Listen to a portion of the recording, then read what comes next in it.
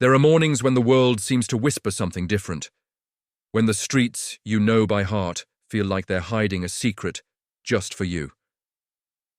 That morning in Ouagadougou, under a sky heavy with the golden haze of early sun, President Ibrahim Traoré chose to leave behind the polished walls of the presidential palace. No guards, no entourage. Just a man walking alone through the beating heart of his country. In his crisp but simple clothes, he blended into the crowd, seeking, maybe without even realizing it, a glimpse into the soul of his people. He walked slowly, each step grounding him in the rough rhythm of city life. The laughter of market women, the cries of vendors, the clatter of worn sandals against dusty pavement. This was his ritual, a silent rebellion against the isolation that power often builds. Here, he could see without filters. Here, he could feel what policies never reveal. And yet, for all his quiet searching, he wasn't ready for what he would find in the bustling square. Life spilled in every direction, loud, messy, beautiful. And then, through the chaos, his eyes caught on something still. Underneath a weathered baobab tree, sitting on a makeshift bench fashioned from broken crates, was an old man. His clothes hung from his frame like forgotten rags. His skin was toughened by years of sun and struggle. In his frail hands, he held a tattered book, reading with the kind of focus that shut out the world. Ibrahim slowed down. Something about the scene tugged at him, pulled harder than curiosity.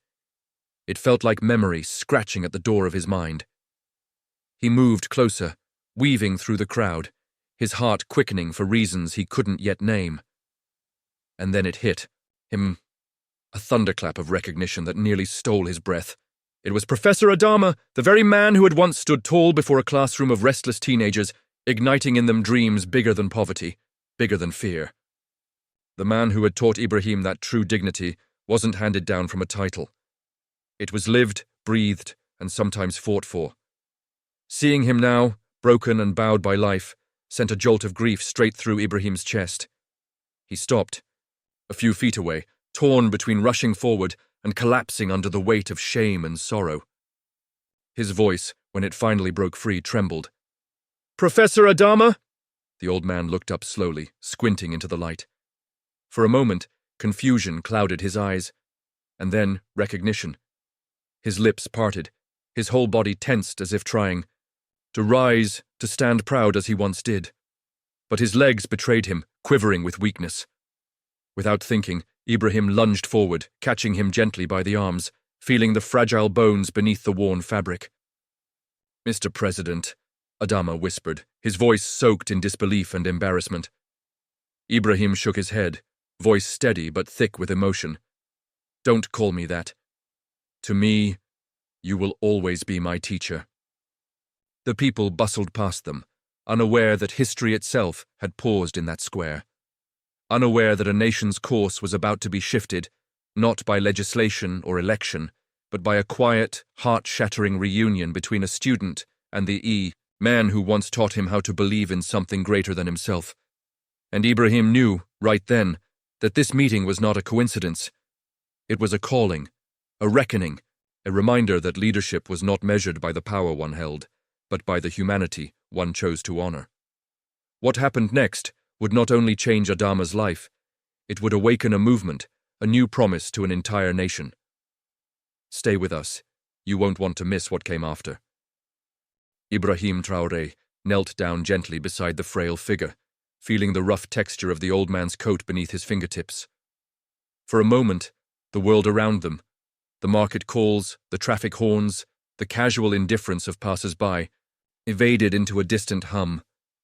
All he could see, all he could feel, was the man before him, Professor Adama. His mind reeled, overwhelmed by the collision of past and present. The memories rushed back like a flood he couldn't stop. A dusty classroom, sunlight slicing through cracked windows, and a younger Ibrahim sitting in the second row, hanging on every word of a man who spoke not just of theories, but of possibilities.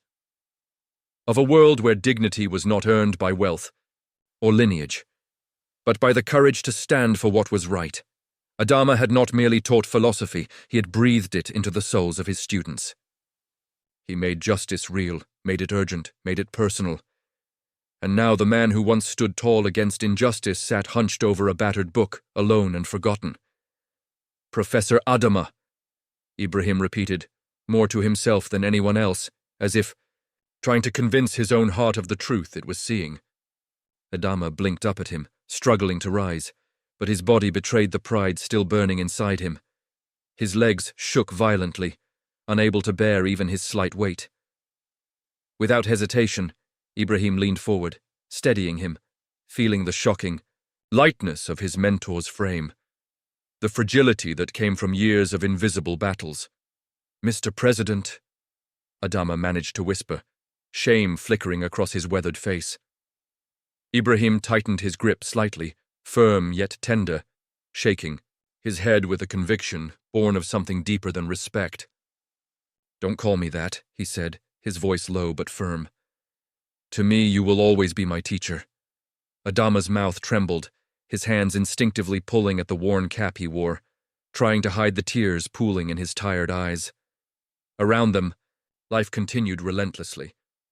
But in that small patch of dust and sunlight, time seemed to still, as if the universe itself understood the sacredness of this reunion. "Ibrahim, so much has changed since those days," Adama said after a long pause, his voice cracking under the weight of decades. "I'm no longer the man you knew." But Ibrahim shook his head, the same way he had once defied cynicism and despair, as a boy sitting in that classroom. "You'll never stop being the man who taught me what dignity means," he said fiercely. "You taught me that our worth is not in what we possess, but in who we choose to be. You gave me hope." The words hung between them, heavy and raw. Finally, with Ibrahim's help, Adama lowered himself back onto the makeshift bench. The old teacher sat in silence for a moment, clutching his book like a shield, then looked up, his eyes distant, seeing not just the president before him, but perhaps all the students he had once guided. "I lost my home," Adama admitted, his voice barely a whisper. "Debt, it swallowed everything. My pension." He gave a bitter laugh that quickly turned into a cough. "It's barely enough for food, let alone medicine. I tried teaching private lessons for a while, but my health—" He trailed off, shaking his head in quiet defeat. Each word was a knife twisting deeper into Ibrahim's chest. He wanted to believe this was an isolated tragedy, a cruel fluke. But deep down, he knew it wasn't. Professor Adama's story was not unique. It was the silent fate of too many who had built the nation brick by brick, mind by mind, only to be discarded when their hands grew too weary to lift. How many more like him? The thought screamed inside Ibrahim's mind, louder than the market noise, louder than his own heartbeat. How many heroes had they let slip into oblivion? How many architects of dreams were now left fighting alone against poverty, illness, and time? A surge of anger, hot and blinding, rose within him. Not the reckless fury of a young rebel, but the righteous indignation of a man who could no longer pretend he didn't see. Not now. Not after this. "Come with me," Ibrahim said, his voice steady, urgent. He extended his hand once again, not as a president offering charity to a beggar, but as a student reaching out to the master who had once lifted him out of darkness. "Let's talk somewhere more comfortable."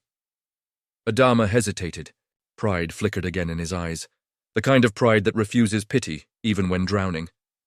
But there was something in Ibrahim's gaze, something pure and unbreakable, that made him nod at last. Gently, carefully, Ibrahim helped him to his feet.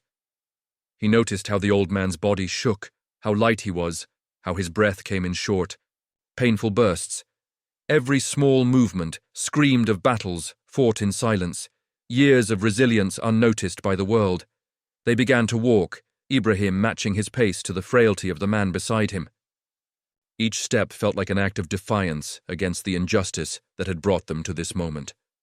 A black official car waited at the edge of the square, doors opened discreetly by an aide who, sensing the gravity of the moment, said nothing. Ibrahim helped Adama into the back seat with a gentleness that seemed almost ceremonial. As the door closed behind them, sealing them away from the indifferent clamor of the city, Ibrahim turned to his driver. "Take us to the first bank," he said quietly. The driver, momentarily surprised by the choice of destination, nodded and pulled, away from the curb. In the silence of the car, Ibrahim glanced at Adama, who sat staring out the window, his hands resting limply on his knees. How had it come to this? How had a man so rich in wisdom, so fierce in spirit, been left to wither away in the shadows? Not tomorrow, Ibrahim thought fiercely. Not next week, now. The engine hummed beneath them, the city speeding past in blurs of color and dust, but Ibrahim's mind was already racing ahead, envisioning something bigger than a simple rescue. This was no longer about just one teacher, no longer about one heartbreaking encounter. It was about righting a systemic wrong, about honoring those whose silent sacrifices had built the very foundation of the country. Ibrahim knew this wasn't just personal. It was a call to action, one he couldn't afford to ignore. As the bank came into view, Ibrahim tightened his jaw with resolve. Beside him, Adama closed his eyes briefly, perhaps unaware that their small journey would soon ripple outward, changing not just his own fate, but the fate of thousands. And perhaps, just perhaps, healing a wound that had festered far too long in the soul of a nation. The black government car glided through the city streets, its tinted windows shielding the two men inside from the curious gazes of pedestrians. But inside the car, there was no need for walls. There was only raw, heavy silence, thick with unspoken emotions. Ibrahim Traoré sat next to Professor Adama, every nerve in his body burning with urgency. He glanced sideways at the old man. Adama was leaning against the seat, his eyes closed, as if the weight of the years had finally caught up with him. Ibrahim's hands clenched into fists on his knees. No, this couldn't be allowed to stand. Not for Adama, not for anyone like him. The car approached an intersection, and the driver instinctively prepared to turn toward the presidential palace. But Ibrahim's voice cut through the air, low but absolute. Not the palace. Take us to the first bank. The driver hesitated for a fraction of a second, then nodded. No further questions were needed. When the president spoke like that, you obeyed. As they wove through traffic, Ibrahim's mind was already sprinting ahead. This wasn't about charity. It wasn't about making a single man's life a little more comfortable. No, this was about correcting a silent injustice that had been tolerated for far too long. And if it meant tearing through bureaucracy and breaking old habits, so be it. Today, he vowed, we will begin to right this wrong. Minutes later, the car pulled up in front of a modest bank building nestled between a market and a pharmacy. It wasn't the grandest bank in the city, but it was accessible, a place where everyday people handled their everyday struggles. Ibrahim stepped out first, then carefully helped Adama out of the car. The old man's frailty was striking, but so was the stubborn pride that kept him moving. Together, they made their way up the steps. Inside, the air conditioning hummed quietly over the low murmur of customers and tellers. Heads began to turn almost immediately. Conversations faltered. Someone gasped. It wasn't every day the president of Burkina Faso walked into a neighborhood bank unannounced, without a wall of security around him. Susten, the young, sharply dressed bank manager, emerged from an office, his polished shoes clicking on the tile floor. His face went pale when he saw who had entered. Papers slipped from his hand unnoticed as he rushed forward. "Mr. President," he stammered, bowing slightly, his voice laced with disbelief. "It is an unexpected honor to have you here. How may we assist you today?" Ibrahim offered no formalities, no political smiles. He simply placed a steady hand on Professor Adama's shoulder and said in a voice that carried across the lobby, "This is Professor Adama. He was my teacher, and the teacher of many who built this country." Murmurs rippled through the room. Phones discreetly lifted. Cameras clicked on. History was unfolding in real time. Ibrahim's gaze sharpened, locking onto Susten with an intensity that left no room for misunderstanding. "Today we are going to do something important," he said. "We are going to create a special account, a fund, for our retired teachers. one that ensures no educator will ever again be forced to live without dignity. Sustan blinked, the enormity of the request sinking in. He opened his mouth, hesitated, closed it again. You could almost see the calculations running behind his eyes, the logistical hurdles, the bureaucratic nightmares, the political risks. Mr. President, he began cautiously, setting up a fund like that requires time, approvals, coordination with the finance ministry. Ibrahim stepped closer. The entire lobby seemed to hold its breath. No, he said, voice low and heavy with steel. We start today. This is not a suggestion, it is a correction. For a long moment, Sustan stood frozen. Then he looked into Ibrahim's eyes. And what he saw there must have pierced through every layer of doubt, fear, and hesitation. He straightened his jacket, nodded briskly, and said, Yes, Mr. President. We will make it happen. Relief, fierce, almost electric, surged through Ibrahim's veins. He turned to Adama, who stood silently beside him, looking lost and overwhelmed by it all. You deserve better than this, Ibrahim said softly to him, the words thick with emotion. You dedicated your life to building minds and hearts. Now it's time we build something for you. Sustan hurried away, barking orders to his stunned staff, who scrambled to set up a new system in record time. Ibrahim and Adama settled into a simple sofa near the customer service area, drawing as little attention to themselves as possible in a room buzzing with energy. As they sat there, customers and staff discreetly recorded the moment, their phones capturing the extraordinary sight of a president not behind a podium or flanked by officials, but sitting humbly beside a forgotten hero, treating him like the national treasure he was. The footage spread like wildfire online. Hashtags exploded across social media. Your dignity for teachers. Burkina honors its heroes. From tears to action. Journalists picked up the story within hours. Commentators marveled at a leader who didn't just promise change, but embodied it.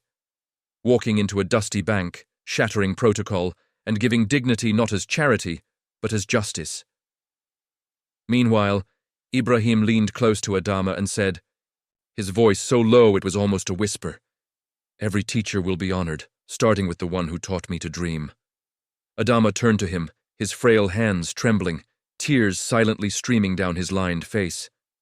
For perhaps the first time in many years, hope gleamed in his eyes, raw, fragile, beautiful.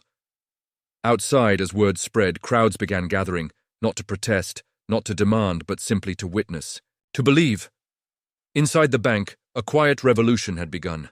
One act of love, one act of remembrance, breaking the chains of indifference that had held too many for too long, and for Ibrahim Traoré, it was only the beginning. By the time the sun dipped below the rooftops of Ouagadougou that evening, the quiet act of a president walking into a bank with a forgotten teacher had already begun to set the internet ablaze. What started as a single video, shaky, handheld, filmed by a customer too stunned to stay still, had exploded across social media platforms with hashtags like dignity, for heroes, honor our teachers, and from tears to action trending in under an hour. The caption that accompanied the viral clip said it all. President Traoré walks in with his former teacher, leaves with a nation's new purpose. From Twitter to TikTok, Facebook to WhatsApp groups, the story snowballed. People didn't just share the video, they added their own stories. One woman posted a photo of her retired mother, a midwife who had delivered over 3,000 babies, but was now living on canned food and prayer. A young man uploaded a picture of his grandfather, a retired farmer who had once taught irrigation to dozens of villages but couldn't afford blood pressure medication. Teachers, nurses, factory workers, names long forgotten were suddenly being remembered again. Across living rooms and roadside cafes, people leaned in to watch. News anchors interrupted programming to cover the breaking moment. Panel shows erupted into emotional debates about the treatment of elders and the silent erosion of gratitude in modern society. Even radio stations in rural areas began echoing with impassioned callers saying, "It's time we honored the ones who built this country with their hands and their hearts." And all of it, every conversation, every tweet, every teary call-in, traced back to one man, sitting beside his old teacher in a bank lobby. Within 48 hours, the Presidential Communications Office confirmed that President Ibrahim Traoré would hold a national press conference. The topic, not war, not trade, not elections, but dignity. For those who had long gone unseen, the room was packed. Cameras lined the walls, microphones jutted out like antennae, searching for truth. At the front of the room, flanked by a small group of visibly moved citizens, including a freshly bathed, gently dressed Professor Adama, Ibrahim stood behind the podium. No suit, no tie, just a simple, embroidered tunic and eyes full of fire. He didn't begin with stats. He didn't open with applause lines. He opened with silence, and then a whisper that carried across the room like thunder. Professor Adama is not just a man. He is a mirror. The silence deepened. He reflects back to us everything that is broken, everything we've chosen not to see. He gave everything he had to build minds, to build this country, and when he needed us most, we left him behind. Cameras clicked. Journalists scribbled furiously, but Ibrahim didn't pause for effect. He pressed forward, voice now growing, resonating with the kind of urgency that doesn't come from policy, but from pain. And it's not just teachers. It's our nurses, our factory workers, our farmers, the people who held this nation together while others made speeches, the ones who woke up before dawn and returned home in darkness, the ones who gave and gave and gave and were never thanked. The room hung on every word. That changes today, he said, hands firm on the podium. We are launching a national initiative. It's called the Appreciation of Unsung Heroes Program, and it starts now. He laid out the plan. A new national fund for retired teachers and civil workers. Mobile healthcare teams sent to rural zones. Pension reviews, immediate relief for those most vulnerable. But it wasn't the numbers that moved the nation. It was the clarity in his voice when he said, "This is not a favor. It is a correction. It is justice." The first ceremony under the new initiative was held in the city square, where Ibrahim had first spotted Adama. This time a stage had been built. Rows of chairs stretched into the streets. Hundreds gathered, elders in traditional garments, children waving flags, workers still in their uniforms. At the center of it all stood Professor Adama, clean-shaven, dressed in white. His eyes carried the weight of someone who had been to the bottom and survived. When his name was called, the crowd erupted into thunderous applause. Adama took the stage slowly, his steps unsteady but unshaken. He reached the microphone, paused, and said, "Only 7 words. You have given us back our dignity." No speechwriter could have penned anything more powerful. Somewhere near the front row, a child no older than 8 stepped forward, clutching something wrapped in brown cloth. He approached President Traoré quietly and handed him the bundle. Curious, Ibrahim unwrapped it gently. Inside was a handmade notebook bound in traditional African fabric. On the first page, in looping childlike script, were the words, "Heroes never die." Ibrahim held it in his hands for a long moment. The crowd fell still. Then, lifting it slightly, he said, "The soul of a nation isn't built in palaces. It's built in dusty classrooms, on tired farms, in healing hands, in quiet sacrifices no one ever filmed."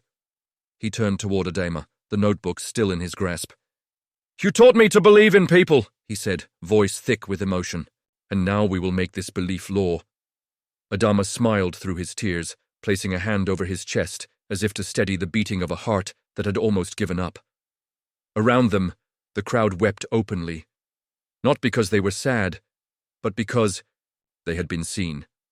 For the first time in years, perhaps decades, the forgotten had become visible. In the days that followed, the program rolled out across Burkina Faso. Field clinics began arriving in remote villages. Elders who had once been invisible were now being interviewed on national radio. Videos of surprise home visits by government workers trended online, not because of the officials, but because of the expressions on the faces of those being honored. A retired teacher named Fatou, living in the northern plains, was one of the first to receive benefits. During an interview, she clutched her pension letter and whispered, "I used to teach my students that education was the key. I never Thought anyone would remember me when the doors closed. And yet, they had international outlets picked up the story. The Guardian called Traoré the soul restorer. Le Monde dubbed him the president who listens. African diaspora communities across the globe began fundraising for the Appreciation Initiative. What had begun as a moment was now a movement. Movement born not from strategy, but from one look, one voice, one tear. The world saw a president lift up his teacher. But what truly ignited hearts was the realization that a nation can change course when its leader chooses compassion over protocol. And somewhere in Ouagadougou, in a quiet office, that fabric-covered notebook rests on the president's desk. A reminder. A vow. A revolution written in ink and empathy. As the final notes of the national anthem echoed through the square, President Ibrahim Traoré stood motionless on stage, his figure silhouetted against the setting sun. The crowd was beginning to disperse, but he remained rooted, eyes scanning the horizon as if trying to see not just the land, but its future. Beside him, Professor Adama sat quietly, his hands folded over a cane someone had handed him earlier. Though his body was weary, his spirit radiated a quiet peace, the kind that only comes when a man knows his story has not ended in silence. For a moment they exchanged a glance. No words were spoken, none were needed, because both men understood. In this was only the beginning. What began as a chance encounter beneath a tree had evolved into something far greater, a collective awakening. The people of Burkina Faso had begun to remember, to feel again, and more importantly, to act. In the days that followed, conversations erupted in households, schools, places of worship. Who else had been left behind? What would it mean to live in a country that truly honored its builders, not just with praise, but with protection? From remote villages to the steps of Parliament, the air was changing. It no longer smelled only of dust and labor. It now carried the scent of possibility. Ibrahim's movement had become a mirror, reflecting back not only what had been lost, but what could still be restored. Dignity, justice, memory. As he stood, there, the child's gift still clutched in his hand, the notebook with the words, "Heroes never die," stitched into its pages, Ibrahim felt a familiar pressure building behind his eyes. Not from grief this time, but from purpose. He raised the notebook slightly, almost like a flag, and whispered under his breath, "Let this be our scripture, not of religion, but of responsibility." The cameras were still rolling, but this wasn't for the world. It was for the future. Behind him, government officials, educators, nurses, and laborers stood side by side. A living testament to what happens when leadership listens, when power bends not for show, but for service. In that moment, Burkina Faso was no longer just a country climbing out of struggle. It was becoming a nation that remembers, a nation that says, "You mattered." You still do. But Ibrahim knew the road ahead would not be easy. Changing laws was one thing. Changing hearts, rebuilding a culture of care, would take more than policy. It would take courage, repetition, vigilance. Still, he smiled. Because, now, they had momentum. Now they had something no regime or system could fake, a movement born in truth. He took one last look at the crowd, then turned to descend the stairs. But before stepping down, he paused, gripped the notebook tighter, and whispered, not to anyone in particular, but perhaps to every teacher, every mother, every builder whose story had yet to be told. "We see you now. We won't forget again." And so the story doesn't end here. In fact, it's just beginning. Somewhere tonight, another forgotten hero sits quietly, unaware that change is coming. That somewhere out there, a nation is awakening. Would you fight to honor the forgotten heroes in your life? Because in the next chapter, they might be the ones we find. Stay tuned. The next story is coming.